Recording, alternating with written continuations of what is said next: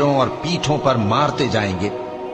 ये इसलिए कि जिस चीज से अल्लाह नाखुश है ये उसके पीछे चले और उसकी खुशनुदी को अच्छा ना समझे, तो उसने भी इनके अमाल को बर्बाद कर दिया। जो लोग बगैर किसी दलील के जो उनके पास आई हो अल्लाह की आयतों में झगड़ते हैं, उनके दिलों में और कुछ नहीं, ऐसी बड़ाई है जिसको वो पहुंचने वाले नहीं। तो अल्लाह की पनाह मांगो, बेशक वो सुनने वाला है, देखने वाला है।